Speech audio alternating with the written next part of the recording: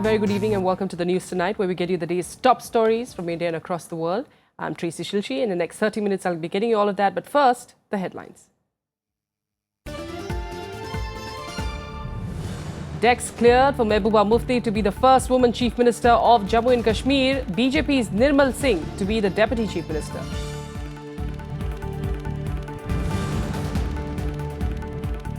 David Headley claims former Pakistani Prime Minister Yusuf Raza Gilani visited his house after the 26/11 Mumbai attacks, but denies that he was coached to say that Ishrat Jahan was a Lashkar operative.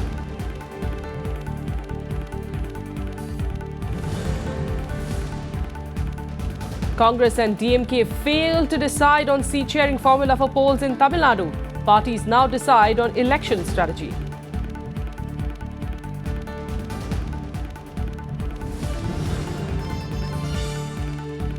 BJP makes illegal immigrants in Assam an election issue. Party promises to ensure the sealing of the Indo-Bangladesh border in its vision document.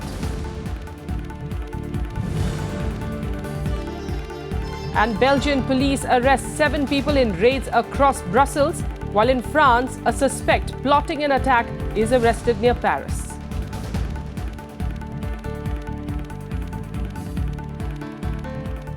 Top story this evening, Jammu and Kashmir is all set to get its first woman Chief Minister in Mehbooba Mufti, with the BJP officially agreeing to form a coalition government with the People's Democratic Party. The state BJP legislators have unanimously agreed to a coalition government with the PDP and also came on board to support the PDP Chief Ministerial candidate. Nirmal Singh will be the Deputy Chief Minister. Mehbooba Mufti is all set to become Jammu and Kashmir's first woman Chief Minister. The BJP on Friday officially agreed to form a coalition government with the PDP. The party also agreed to support Mehbooba as the Chief Ministerial candidate. No differences. As I said, Mehbooba ji herself has stated yesterday that she is ready to form the government, and she has reposed her full faith in the central government. And together we will form the government again, and I hope this will be a stable and good government for this welfare and progress of the state.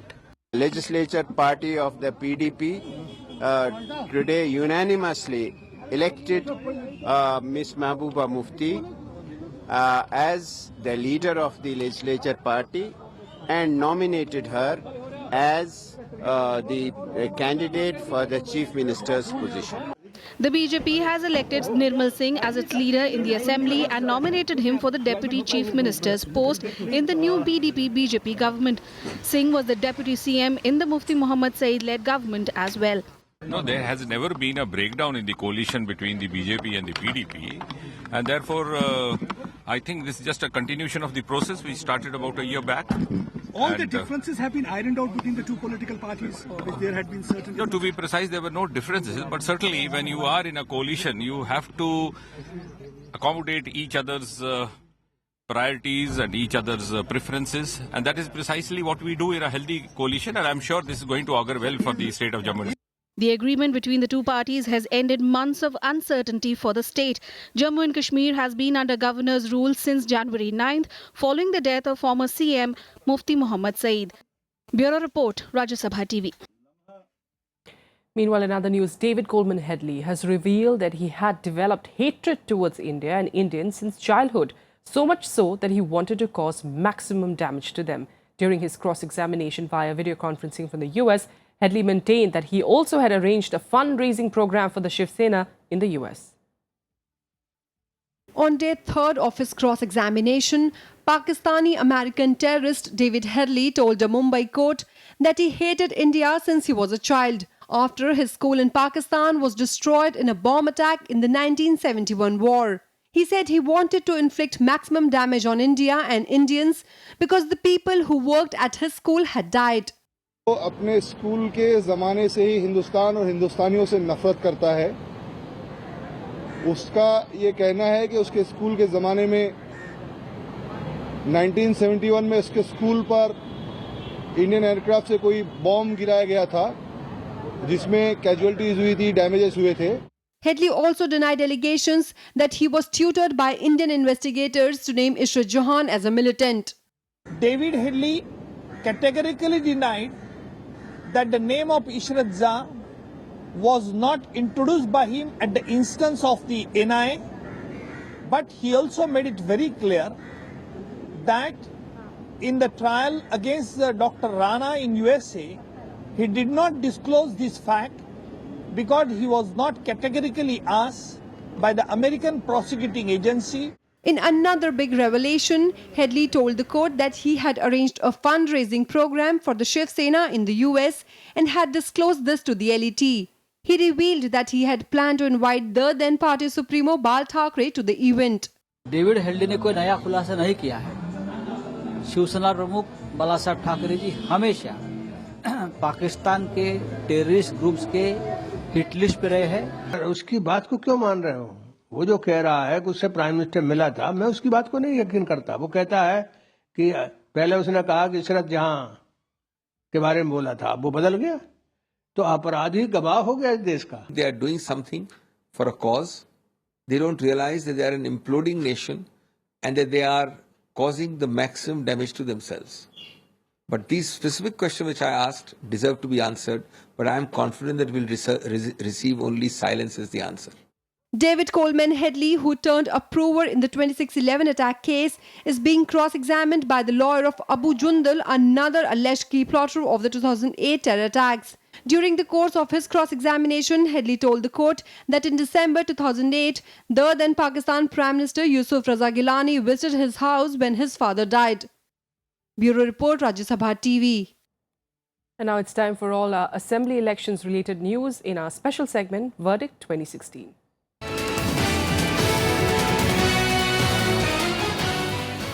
The Congress and the DMK met earlier today to work out a seat-sharing formula for the upcoming polls in Tamil Nadu. However, the talks were inconclusive. Congress's Ghulam Nabi Azad said that the allies are yet to work out the numbers. Here's a report.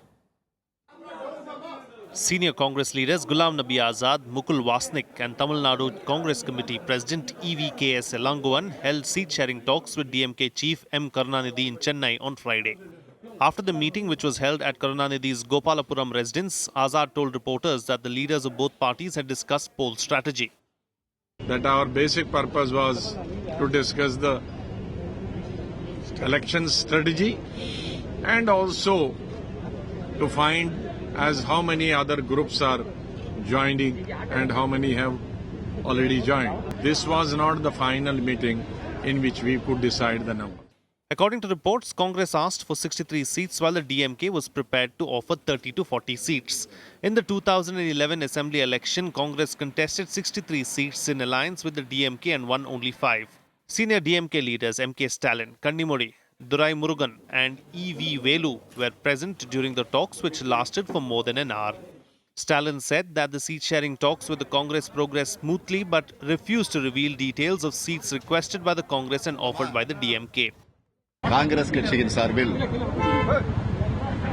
திரு குலாம் நபி ஆசாத் அவர்கள் தலைவர் கலைஞர் அவர்களை சந்தித்து வர இருக்கக்கூடிய சட்டமன்ற தேர்தலில் கூட்டணியில் எத்தனை இடங்கள் என்பதை பற்றி விவாதிக்கக்கூடிய நிலையில் The Congress and the DMK had announced their alliance to fight the assembly elections in Tamil Nadu, reviving a partnership 3 years after they parted ways on a bitter note earlier in March. The DMK continues its hunt for smaller regional parties to add vote shares that will give it a fighting chance in what promises to be a multi-cornered contest that at present seems to present AIA-DMK Chief Jayalalitha with an advantage. Bureau Report, Rajya Sabha Television. Meanwhile, making the issue of illegal immigrants in Assam as a major poll plank, the BJP today promised to ensure sealing of the Indo-Bangladesh border in its vision document. The Congress also released its manifesto for the state on Thursday. Here's more on that. Union Finance Minister and senior Bharatiya Janata Party leader Arun Jaitley on Friday released the party's vision document for the upcoming Assam Assembly elections. Jaitley said that the Assam Assembly elections are a historical opportunity to uproot the failed Congress government. हम लोगों का ये स्पष्ट मत था कि 2016 का ये चुनाव जो लगातार पिछले 15 वर्षों से कांग्रेस की एक विफल सरकार यहां चल रही है, अ फेल्ड गवर्नमेंट, इसको पराजित करने का, उखाड़ फेंकने का ये ऐतिहासिक अवसर है। Expressing confidence over the newly formed Assam Gana Parishad BJP alliance, Jaitley added that the width and the geographical spread of the coalition would play a crucial role in achieving victory in the state polls. This alliance led by the BJP will have a landslide victory in this election. और एक प्रकार से शासन बदलने का जो mood है वो दिन प्रतिदिन जैसे कैंपेन बढ़ रहा है उसके साथ कंसोलिडेट होता चला जा रहा है. Meanwhile, Chief Minister and leader of the Assam Congress Legislative Party, Tarun Gogoi, released the party's poll manifesto on Thursday. The 54-page manifesto, besides highlighting the achievements of the Congress government in the last 15 years, also assured to effect all-round development of the state encompassing all the sectors including health, education, power and PWD among others. आज हम आसाम आज का विकास के रास्ता में है और अभी भी हम आज मैनिफेस्टो में बोल दिया हम क्या किया और क्या करने को हम जा रहे हैं. Assam will have two-phase polling for the 126 assembly seats. The first phase will be held on April 4th and the second phase will be held on April 11th. Bureau Report, Rajya Sabha Television.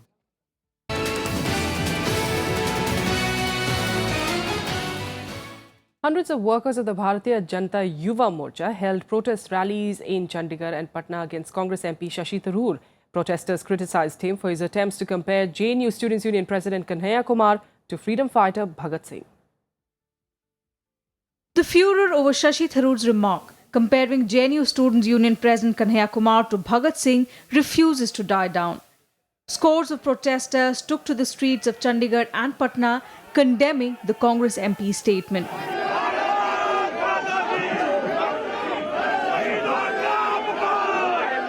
Shashi Tharoor ने जिस प्रकार से भगत सिंह जी की तुलना एक देशद्रोही कन्हैया से की, मैं समझता हूं किसी भी देशभक्त के लिए ये सहना मुमकिन नहीं था. BJP leaders also called Tharoor's remark an insult to the great freedom fighters. पहले भ्रष्टाचारियों का समर्थन वो करते थे, अपराधियों का समर्थन करते थे. अब तो हद हो गई है कि वो जो राष्ट्र विरोधी ताकतें हैं, जो देश के टुकड़े करने वाले हैं, अब उनके सहयोग में भी कांग्रेस पीछे खड़ी हो गई है. Tharoor defended his speech, saying that the media ignored the substantive content of his speech. In an article he wrote, and I quote, "The cacophony on my allegedly demeaning a nationalist hero drowned out the serious debate about nationalism I had hoped to embark upon, between an idea of the nation that embraces the widest possible range of beliefs and diversities and one that demands conformity to a narrow interpretation of what constitutes Indianness. That is at the heart of the contestations about nationalism at JNU today. It remains worth discussing." Unquote. Last week, while addressing students at JNU, Shashi Tharoor said that their Students' Union President Kanhaiya Kumar, who was arrested on charges of sedition and later released, had qualities similar to freedom fighter Bhagat Singh. The Congress too distanced itself from the remark. Bureau Report, Rajya Sabha TV. And now let's take a look at what else made news across the country today in Nationwide. Activist Tripti Desai of the Bhumata Brigade, a group of women campaigning against gender bias at places of worship, was detained for entering the Trimbakeshwar temple in Nasik. Traditionally, women are barred from entering the inner sanctum of some temples. Desai said that she is committed to breaking the norm.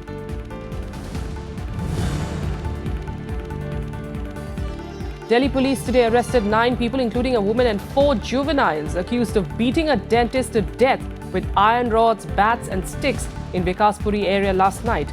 The victim was identified as Dr. Pankaj Narang. DCP Pushpendra Kumar said that the police is in the process of finding out if more people were involved in the attack. A key road in Jammu and Kashmir remained choked with snow on Thursday, 4 days after the area received heavy snowfall. Mughal Road that connects Rajouri and Poonch districts to Kashmir Valley was covered with snow ever since the state received unseasonal snowfall in the last few weeks. The local administration brought in snow cutters to clear the roads.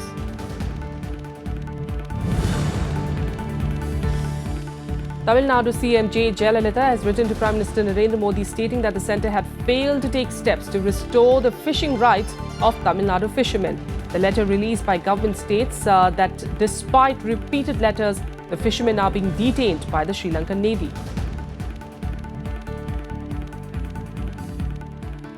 With a quick break here, we'll be back with the international news in a bit. Stay with us.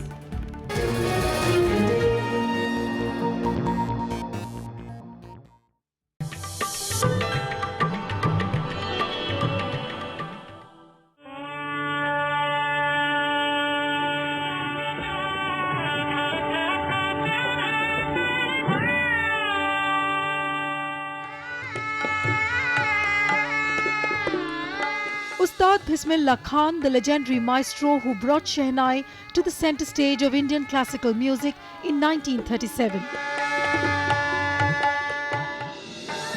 With his heart-touching rendering of Rag Rafi, Ustad mesmerized millions of hearts on the eve of the First Republic Day. But most significant was when India achieved independence. And Bismillah Khan performed from the ramparts of the Red Fort on 15th August 1947. Ustad Bismillah Khan was awarded India's highest civilian award, Bharat Ratna.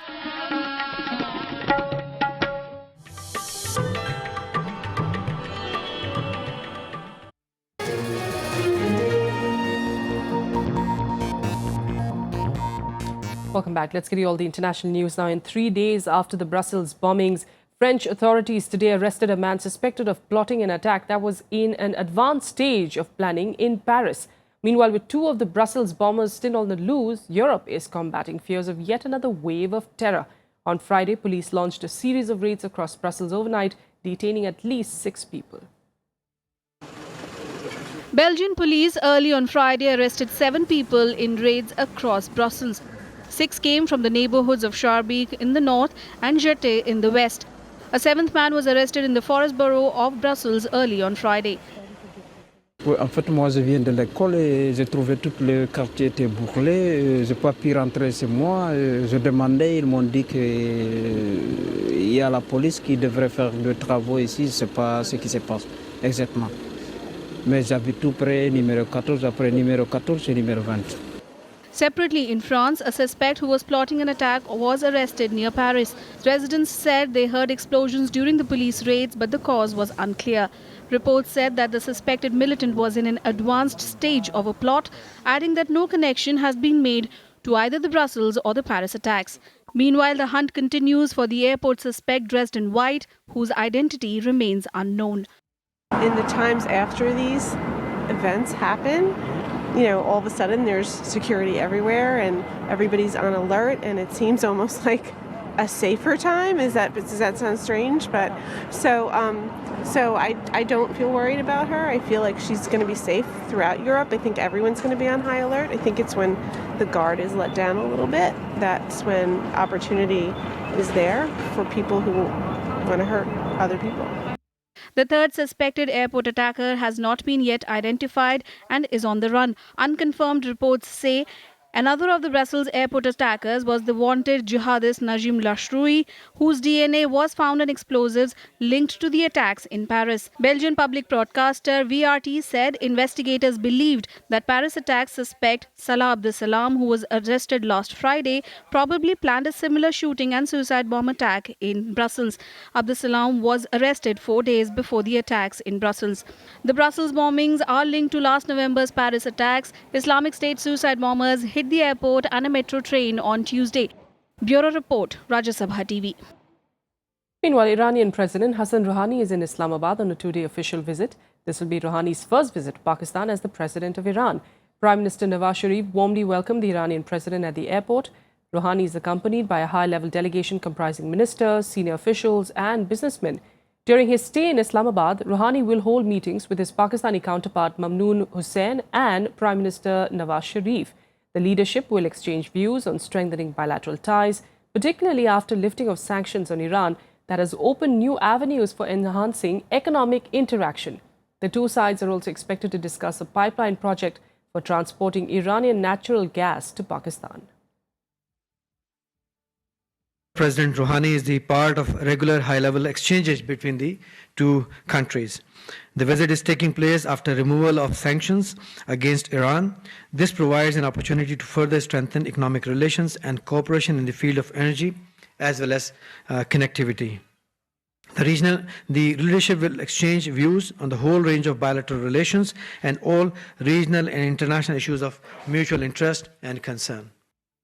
The United States and Russia today agreed to use their influence on the warring sides in Syria to work towards a political solution. The decision came after a four-hour-long meeting between Russian President Vladimir Putin and U.S. Secretary of State John Kerry in Moscow. Both Moscow and Washington agreed to nudge Syrian President Bashar al-Assad to make the right decision about committing fully to peace talks. Warring parties also agreed to work on releasing hostages in Syria.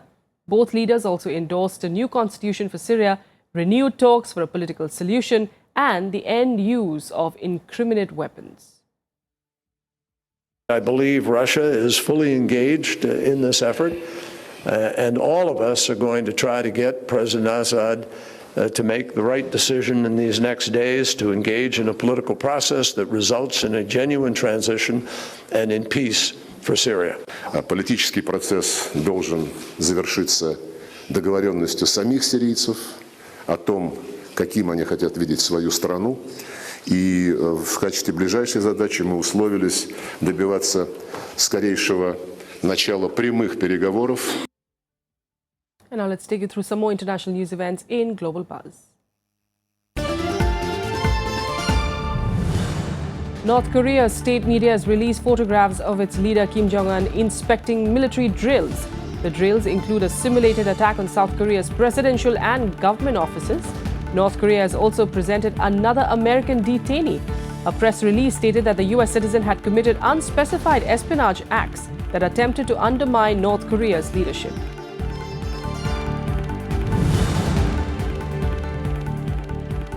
Former Bosnian Serb leader Radovan Karadzic has been convicted of genocide and war crimes in the 1992-95 Bosnian War.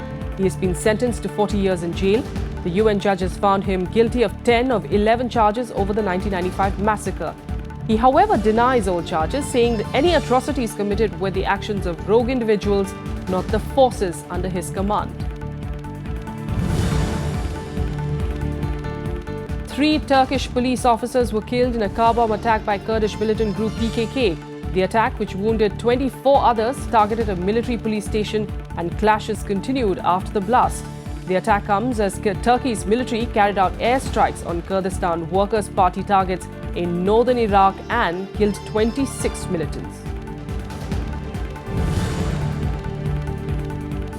More than 130 people have been apprehended after they were implicated in a high-profile vaccine scandal in China.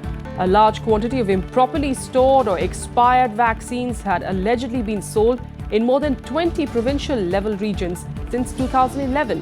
A senior official said that the vaccines had been sold for $47.6 million rather than $8.7 million as previously reported.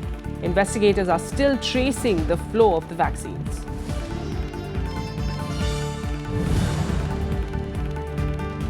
The US has indicted 7 Iranian hackers for a campaign of cyber attacks on dozens of US banks and a New York dam from 2011 to 2013.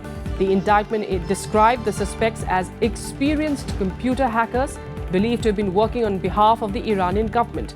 At least 46 major financial institutions and financial sector companies were affected by this hacking campaign, causing tens of millions of dollars in damages.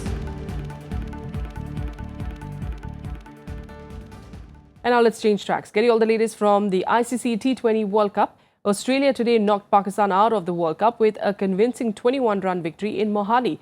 Opting to bat first, Australia scored 193 for 4 in the stipulated 20 overs with the help of captain Steven Smith's 61 and Shane Watson's unbeaten 44.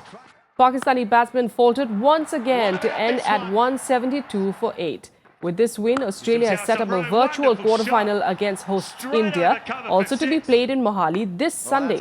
That match will decide the number 2 team that goes into the semi-finals alongside leaders New Zealand. Both India and Australia have 4 points each in Group 2, but Australia has better net run rate of plus 0.44 compared to India's net run rate of minus 0.55. In this match, all-rounder James Faulkner starred with the ball, becoming the first Australian to take 5 wickets in the shortest format of the game. Magnificent delivery, making room. Let's get you more action from the world of sports in Sports Beat now. The Indian women's doubles pair of Jwala Gutta and Ashwini Ponnappa and the men's doubles team of Manu Atri and B. Sumit Reddy reached the quarterfinals of the New Zealand Open badminton tournament. Jwala and Ashwini eked out a 10-21, 23-21, 21-15 win over Japan's Mayu Matsumoto and Wakana Nagahara. The pair will then meet a local pair Setyana Mapasa and Gronya Somerville in the next round. In the men's doubles, Manu Atri and Sumit Reddy prevailed over Philippines' Ronel Estanislao and Paul Jefferson Vivas 21-15, 21-16.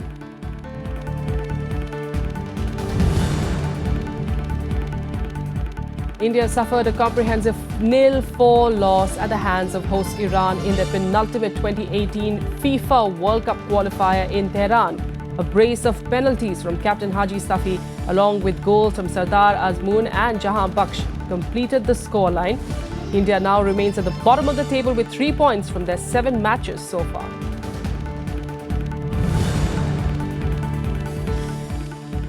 Dutch football great Johan Cruyff passed away at the age of 68 from lung cancer. He was considered one of the best 4 players in history alongside Pelé of Brazil, Diego Maradona of Argentina and Francis Michel Platini. He won 3 European Cups as a player with Ajax Amsterdam. Cruyff, in fact, also won the Ballon d'Or titles in 1971 with Ajax and 1973 and 1974 with Barcelona, where he starred from 1973 to 1978.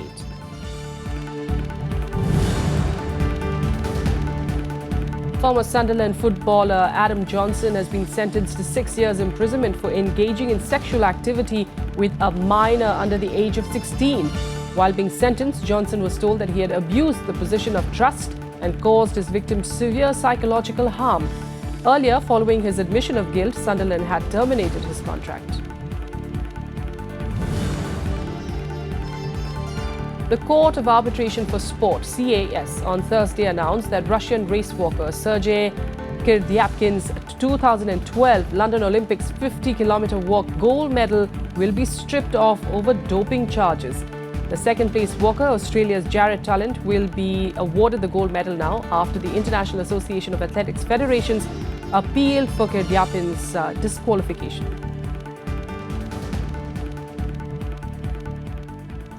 And that's all we have for you on the news tonight. Thanks so much for joining us. Have a good weekend.